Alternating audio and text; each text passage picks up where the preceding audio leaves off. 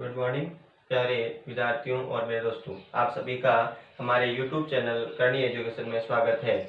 आज हम कक्षा जो 12 के लिए है इम्पोर्टेंट जो अपने अंक 6 के 5 प्रश्न है उनको अपन सॉल्व करेंगे। हमने एक क्वेश्चन पहले अवकलन में से देख लिया था। अब जो हमारा दूसरा क्वेश्चन है वो समाकलन में से अंक 6 के लिए अपन सॉल्व करेंगे। तो कल की न्यूज भी है कि हमारे एग्जाम हो सकता है 25 के बाद करवाने की संभावना है। 12th के एग्जाम साइंस का सबसे पहला नंबर यहाँ रखा है, उसमें लिखा हुआ था कि साइंस के जो भी बाकी रहे, साइंस का एक ही मैथ्स का पेपर बाकी रहा है तो वो हमारा सबसे पहले होगा। तो अपन संभावित 25 के लगभग हमारी डेट हो सकती है, 25 मई के लगभग। तो आपको अच्छी तैयारी रखनी है।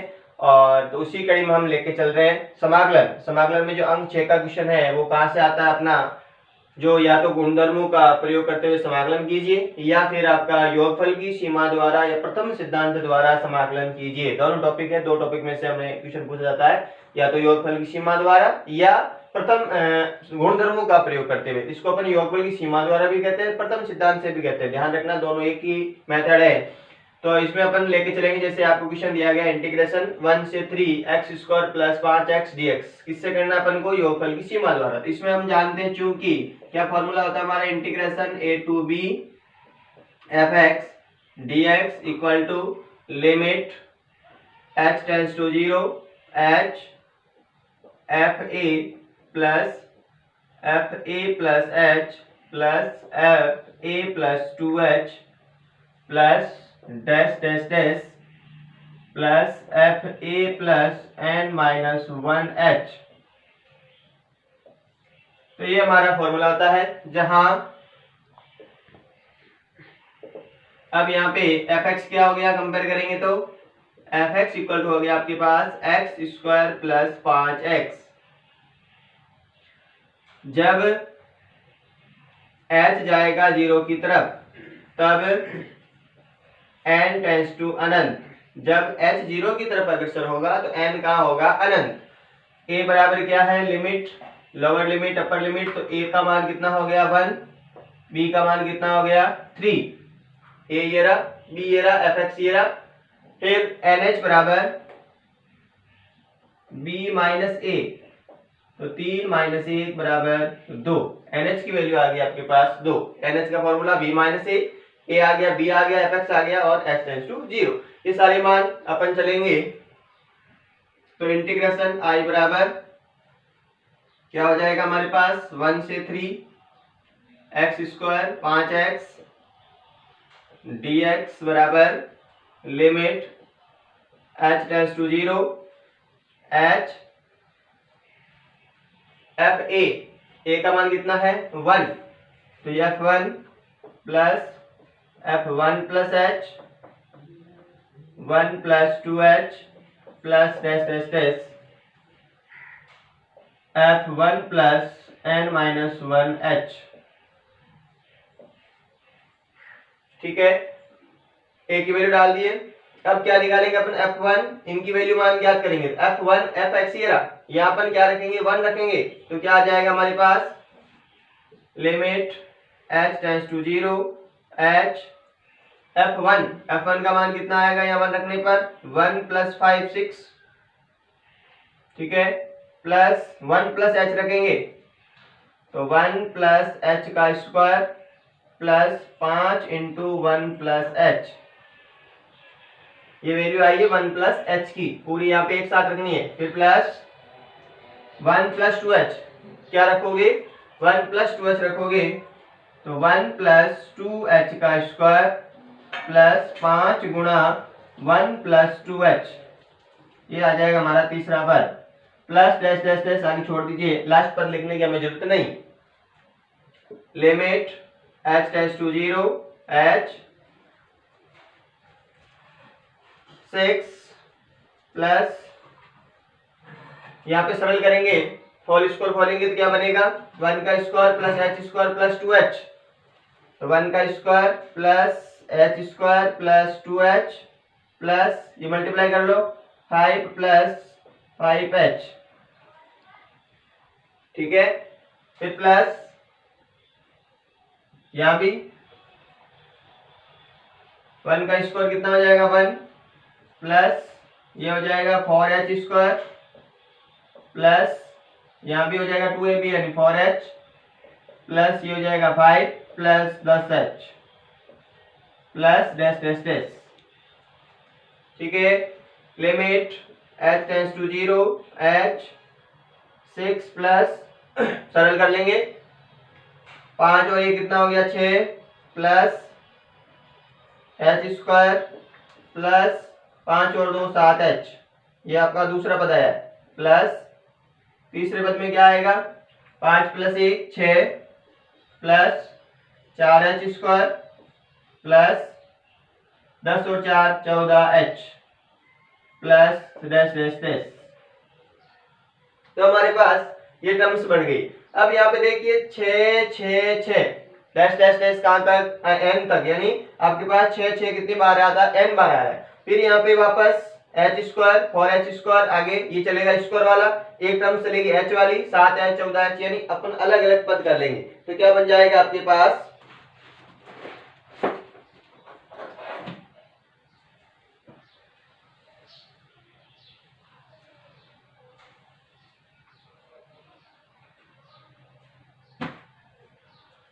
I बराबर limit h tends to 0 h 6 6 6, तो एक तो बन गया हमारे पास 6 plus 6 plus 6 plus dash dash dash कहाँ तक n तक, फिर plus h square 4h square h square plus 4h square plus dash dash dash.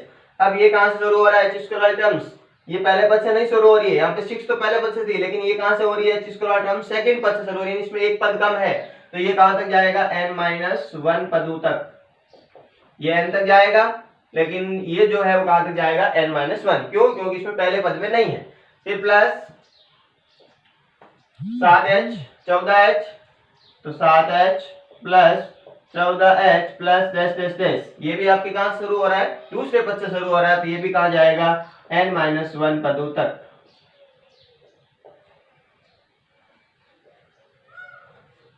Limit h tends to 0 h 6 6 कितनी बार आया n बार, इनको जोड़ेंगे तो कितना हो जाएगा 6n प्लस यहाँ से कॉमन क्या आ रहा है h स्क्वायर आपका कॉमन आ गया, क्या बच गया 1 plus 4 plus dash dash dash plus यहाँ से कॉमन क्या आ गया 7h कॉमन आ गया, तो क्या बच गया आपके पास 1 plus 2 plus dash dash dash n-1 पदों तक। अब ये बन गया क्या sigma n square, sigma n square, ये बन गया सिग्मा n प्राकृत संख्याओं का योग और ये प्राकृत संख्याओं के वर्गों का योग। फॉर्मूला क्या होता है सिग्मा n का, n गुणा n प्लस 1 बटा 2, प्लस के लिए होता है n पदों के लिए, लेकिन हमारे यहाँ पे एक पद कम है, फॉर्मूला तो यही लिखना आपको कि सिग्मा n बराबर क्या होता है n गुणा n प्लस 1 बटा 2 होता है, लेकिन यहाँ पे अपन n की जगह क्या लिखेंगे n-1 लिखेंगे, एक पद कम है। और इसमें भी सिग्मा n स्क्वायर का फॉर्मूला क्या होता है हमारे पास n गुणा n plus 1 2n plus 1 upon 6, plus में होता है, लेकिन यहाँ भी अपन n की जगह क्या रखेंगे n-1 रखेंगे, तो क्या आ जाएगा limit h tends to 0 h 6n plus h square, sigma n square का n गुणा n-1 2n-1 upon 6 plus 7h, sigma n का n गुणा n-1 अपॉन 2। ठीक है, उधर आप फॉर्मूला लिख देंगे सिग्मा n का, सिग्मा n स्क्वायर का।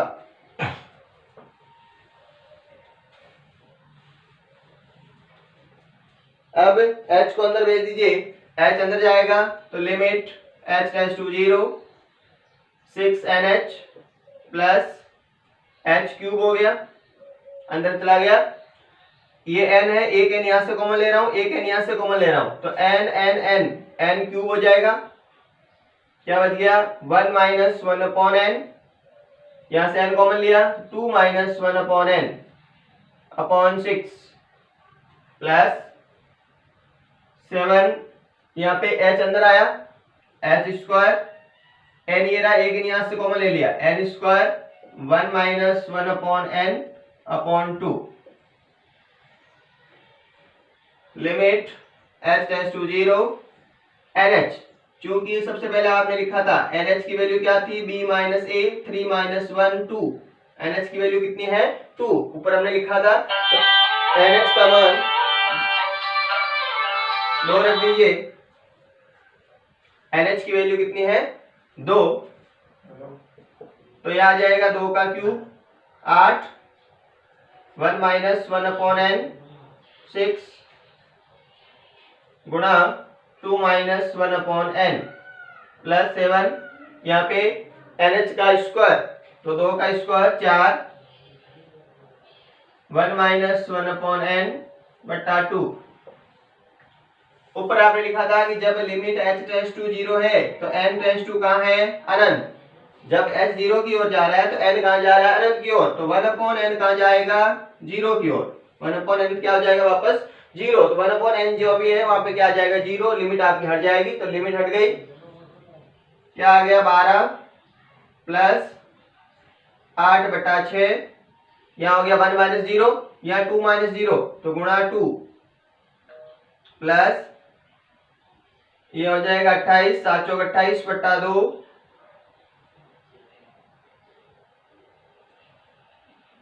और 1 माइनस 0 इंटू 1, तो हमारे पास ये है, सरल कर लीजिए 12 प्लस 8/3, 2 से कट गया और ये आ जाएगा आपके पास 14, लघुत्तम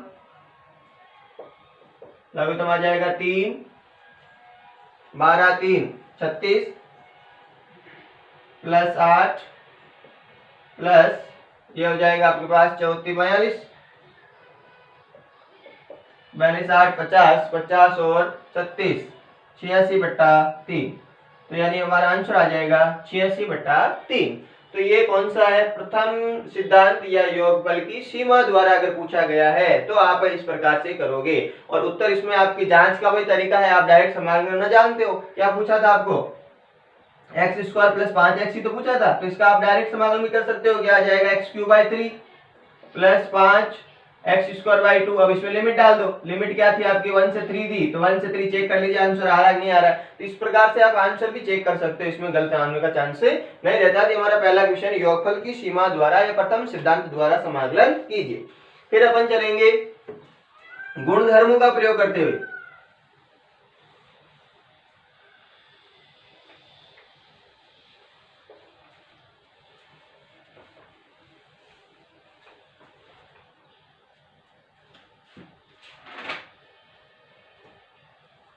दूसरा है गुणधर्मों का प्रयोग करते हुए।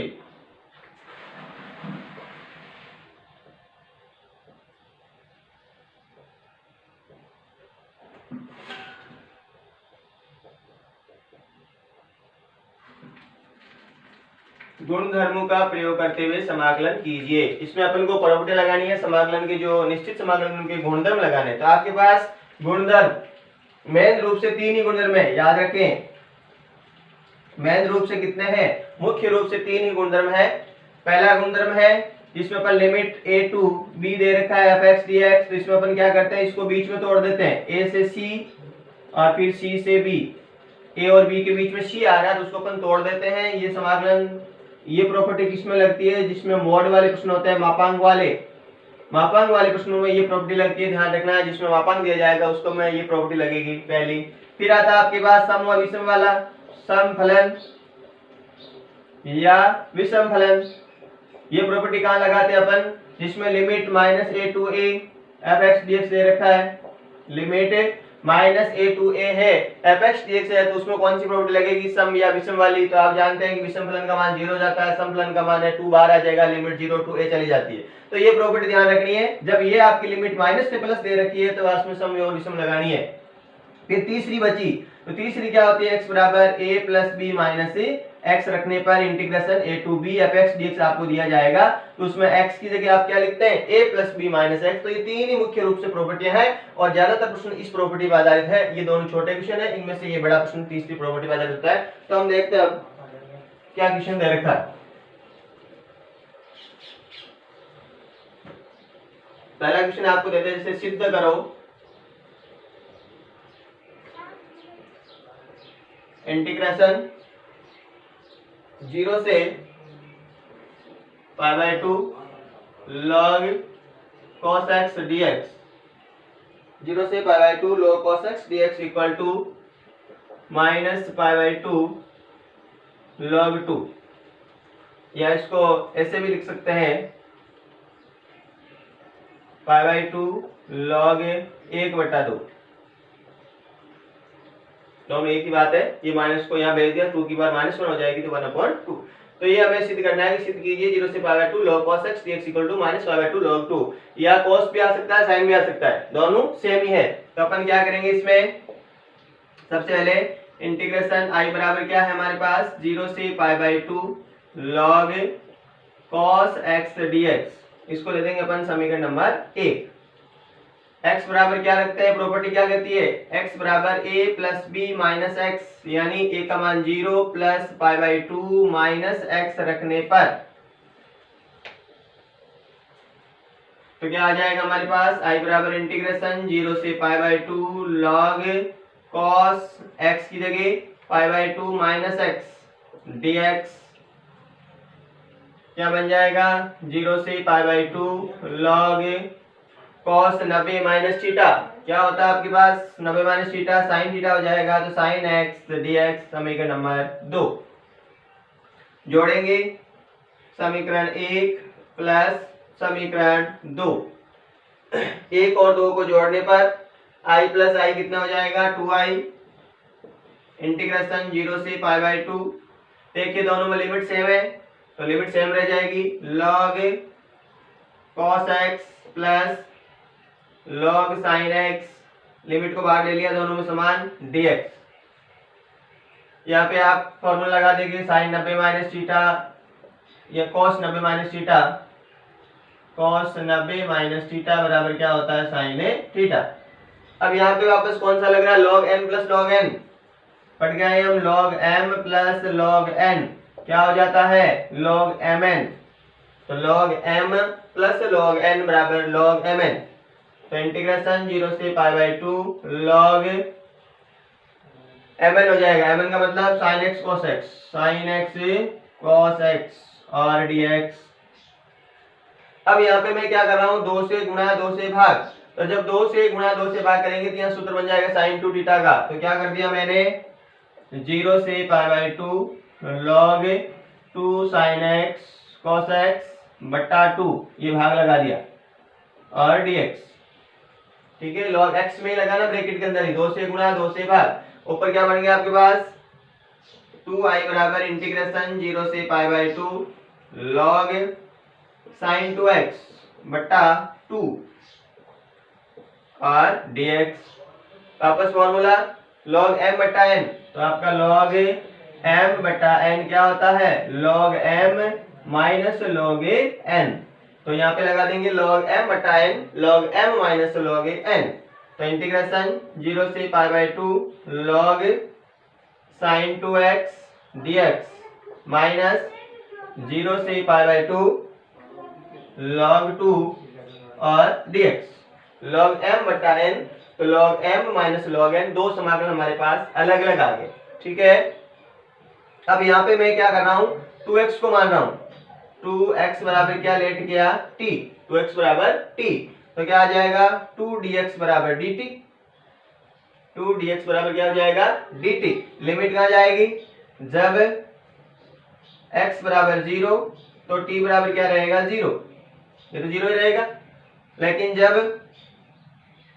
x बराबर क्या थी हमारी लिमिट π/2 थी, π/2 तो t बराबर यहाँ π/2 रखेंगे तो क्या आ जाएगी लिमिट पाई, 0 से पाई लिमिट चली गई तो आ जाएगा वापस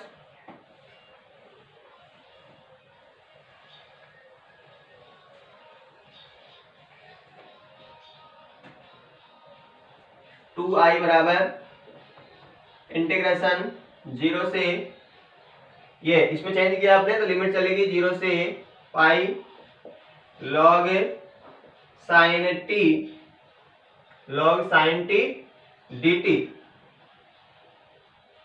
sin t dt, और dx का मान क्या आएगा dt/2, तो वो 1/2 बाहर आ गया, dx का मान dt/2 तो वो आपका 1/2 बाहर आ गया, माइनस log 2 कांस्टेंट है, log 2 कांस्टेंट बाहर आ गया, इंटीग्रेशन 0 से π/2 और dx, ठीक है। अब हमारे पास एक प्रॉपर्टी थी कि जब limit 0 to na fx dx होता है तो अपन क्या कर सकते हैं, n 0 to a fx dx थी ये प्रॉपर्टी कि यहाँ से n का भाग दे दिया तो n बार गुणा हो गया लिमिट। अब यहाँ पे मेरे को जो समाकलन दे रखा था i, ये बनाना है। ये बनाने के लिए यहाँ पे क्या देखो लिमिट 0 से पाई बाय 2 है, लेकिन यहाँ लिमिट क्या है 0 से पाई है। तो इस लिमिट में मैं क्या करूंगा, 2 से भाग दूंगा। जब यहाँ पे 2 का भाग दूंगा तो 2 से गुणा हो जाएगा। ये प्रॉपर्टी आपने लगा दी है। तो 2i बराबर 2 से ये गुणा हो गया, 2 ये भाग में था, लिमिट कहाँ होगी 0 से पाई बाय 2 हो गई, और log sin t dt minus log 2 integration 0 से पाई बाय 2 और dx। ठीक है, अब आपके पास ये क्या बन गया, वापस समीकरण 2 में, समीकरण 1 में हमने लिखा था log cos x और समीकरण 2 में क्या लिखा था log sin x। तो x में वेरिएबल नो चेंज, ये भी हमारा गुणधर्म है कि अगर अपन वेरिएबल चेंज करते हैं तो समाकलन में कोई फर्क नहीं होता है। x जगह t लिख दो या t की जगह x लिख दो, उससे कोई फर्क नहीं पड़ेगा। तो ये आपका वापस क्या बन गया i, कहां से, समीकरण 2 से। समीकरण 2 में लिखा हुआ है, तो समीकरण 2 से ये बन गया मेरे i।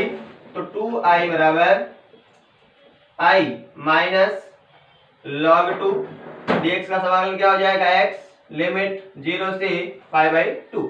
तो क्या आ जाएगा आपके पास, i को इधर भेज दो, 2i माइनस ये i इधर आ गया, तो क्या रह गया 2i माइनस i बराबर माइनस log 2, और लिमिट लगाएंगे तो क्या आ जाएगा पाई बाय 2। 2i में से i गया तो i बराबर minus pi by 2 log 2, i बराबर माइनस पाई बाय 2 log 2 ये लाना था। अब इसको अपन ये जो माइनस है उसको 2 की घात माइनस 1 लिख सकते हैं कि जब log m की घात n घात आगे आ जाती है तो इसको आप वापस ऊपर लिख सकते हैं। इसको ऐसे भी लिख सकते हैं पाई बाय 2 log 2 की पावर माइनस 1। तो यानी क्या बन जाएगा आपके पास, पाई बाय 2 log 1/2। तो ये भी पूछा जा सकता है या ये भी पूछा जा सकता है। तो इसमें log sin x और log cos x दोनों के सेम ही तरीके हैं। ध्यान रखें, साइन पूछे तो ये आएगा, cos पूछे तो भी आपका यही आएगा, कि दोनों आपके इंपॉर्टेंट क्वेश्चन है, पूछे जा सकते हैं।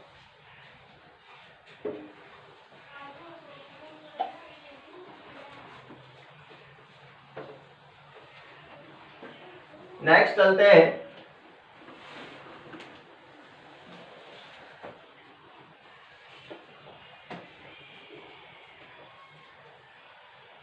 जैसे आपको दे रखा है कि इंटीग्रेशन 0 से pi x dx equal to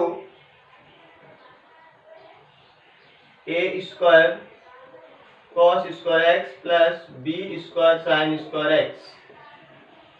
integration 0 से pi x dx a square cos square x plus b square sin square x, ये दे रखा है हमें। तो समाकलन हल कीजिए। तो देखिए इसमें x आ रहा है अभी, तो अपन को x को हटाना पड़ेगा। वैसे कोई समाकलन संभव नहीं है क्योंकि यहाँ पे x है, तो x में वही प्रॉपर्टी लगा सकते हैं और तो कोई प्रॉपर्टी नहीं है। तो क्या करेंगे अपन, x बराबर a plus B minus x. तो यहाँ क्या हो जाएगा, पाई माइनस एक्स रखने पर x की जगह क्या रखेंगे अपन, पाई माइनस से x रखेंगे। तो i बराबर इंटीग्रेशन 0 टू पाई x की जगह क्या लिख दिया, pi minus x dx upon a square cos square pi minus x plus b square sine square pi minus x. ठीक है, इसको समीकरण नंबर 1 दे दीजिए। इंटीग्रेशन 0 से pi minus x dx upon, यहाँ देखिए cos 180 माइनस थीटा, कौन सा क्वाड्रेंट हुआ, दूसरा, दूसरे में cos माइनस में होता है, लेकिन यहाँ स्क्वायर है तो माइनस माइनस वापस क्या हो जाएगा प्लस। साइन 180 माइनस थीटा, दूसरा क्वाड्रेंट प्लस ही होता है, यहाँ प्लस कोई फर्क नहीं पड़ा, तो वापस आ गया a square cos square x plus b square sine square x। इसको मैं दोनों को नीचे अलग अलग लिख रहा हूँ, दो समाकलन बन जाएंगे। तो integration 0 to pi dx upon a square cos square x plus b square sine square x, फिर माइनस इंटीग्रेशन 0 से pi x dx upon a square cos square x plus b square sine square x। ठीक है, दोनों को अलग अलग लिख दिया है, पाई के नीचे भी लिख दिया है और यहाँ भी लिख दिया। अब देखिए यहाँ पर आप जोड़ सकते हो, ये समीकरण 1 आई, ये समीकरण 2 आई, दोनों को जोड़ लो तो भी कर जाएगा। या फिर इसकी जगह अपन क्या लिख सकते हैं, समीकरण 1 से ये पूरा वापस क्या बन गया, आई बन गया। देखिए यही तो है, समीकरण 1 से अपन इसकी जगह क्या लिख सकते हैं, आई लिख सकते हैं। तो क्या बन गया हमारे पास, आई बराबर इंटीग्रेशन 0 से पाई, पाई कांस्टेंट है बाहर आ गया, 0 से पाई क्या बच गया ऊपर, dx बटा A square cos square X plus B square sine square X. ठीक है, और माइनस ये बन गया हमारे पास आई, आई को इधर ले आओ, आई आई कितने हो गई, 2i बराबर पाई इंटीग्रेशन। अब ये समाकलन है हमारे पास 0 से पाई और dx अपॉन, इसको सरल करना है तो सरल करने के लिए मैं क्या कर रहा हूं, यहाँ से cos स्क्वायर कॉमन ले रहा हूं। क्या कॉमन ले लिया आपने, cos स्क्वायर x कॉमन ले लिया है, तो क्या बच गया a square plus B square, यहाँ से cos स्क्वायर कॉमन लिया, इसमें cos स्क्वायर भाग लगेगा तो sin स्क्वायर बटा cos स्क्वायर क्या बन जाएगा आपके पास, tan स्क्वायर x। क्या बन गया, tan स्क्वायर x। ये cos स्क्वायर ऊपर जाएगा तो cos स्क्वायर ऊपर जाते क्या बन जाएगा, sec स्क्वायर। तो हमारे पास क्या आ गया, 2i बराबर इंटीग्रेशन पाई बार है, लिमिट 0 टू पाई, ये cos स्क्वायर ऊपर गया तो sec square x dx, sec square x dx बटा नीचे आ गया आपके पास a square plus b square tan square x। ठीक है, अब यहाँ पे एक ध्यान रखने की बात यह है कि अगर अपन tan को t मानते हैं, सपोज कीजिए यहाँ पे आपने सीधा मान लिया कि tan x बराबर क्या t, तो tan x को t मानेंगे तो sec इसको dt में चला जाएगा। लेकिन जब लिमिट आपकी देखिए यहाँ पे क्या हो रही है, तो जब tan 0 रखेंगे तो tan 0 का मान भी क्या होता है 0, और जब आप पाई रखेंगे तो tan पाई का मान भी क्या होता है 0। अगर किसी समाकलन में लिमिट 0 0 आ गई, इसका मतलब उसका वैल्यू क्या आ जाएगी आपकी 0 आ जाएगी। यहाँ पे मुख्य बात ध्यान रखने की है कि यहाँ पे जो लिमिट है, ये जो पाई वाली लिमिट है, उसको अपन क्या करेंगे, उसी प्रॉपर्टी से लिमिट को क्या करेंगे, पहले आधा करेंगे, लिमिट 0 से पाई बाय 2 बना देंगे। तो यहाँ पे कौन सी प्रॉपर्टी लगा रहे हैं अपन, कि चूंकि 0 टू na fx dx होती है लिमिट, तो आप इसको क्या करते हैं, n बाहर आ जाएगा, लिमिट 0 टू a हो जाएगी fx dx। ये प्रॉपर्टी यहाँ लगाएंगे, क्यों लगाएंगे, क्योंकि लिमिट क्या हो रहा है 0 0 हो रही है और समाकलन आपका 0 आ जाएगा। तो 2i बराबर पाई, तो लिमिट के लिए क्या 2 का भाग लगा रहा हूं तो यहाँ 2 से गुणा हो जाएगा, ये 2 पाई, लिमिट चलेगी 0 से pi by 2 sec square x dx बटा a square plus b square tan square x।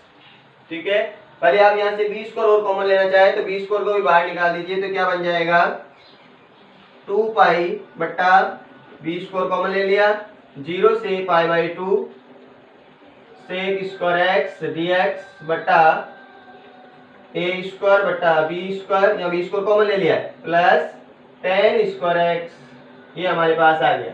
अब अपन क्या मानेंगे, tan x बराबर t मान लीजिए, tan x बराबर t, तो क्या आ जाएगा sec स्क्वायर x dx बराबर dt। तो ये चला जाएगा किसमें, dt में। लिमिट क्या होगी 0, जब x बराबर 0 तो t बराबर क्या आएगा tan 0 का मान भी 0। जब x बराबर पाई बाई 2 तो t बराबर क्या हो जाएगा tan पाई बाई 2, tan 90 का मान क्या होता है अनंत। तो लिमिट चलेगी आपकी 0 से अनंत। तो क्या आ गया हमारे पास समाकलन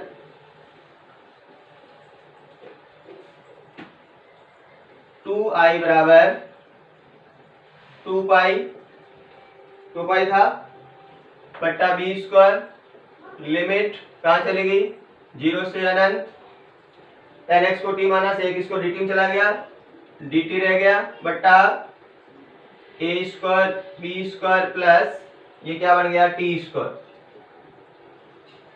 कौन सा फॉर्मूला है, integration dx upon a square plus x square क्या होता है 1 upon a tan inverse x upon a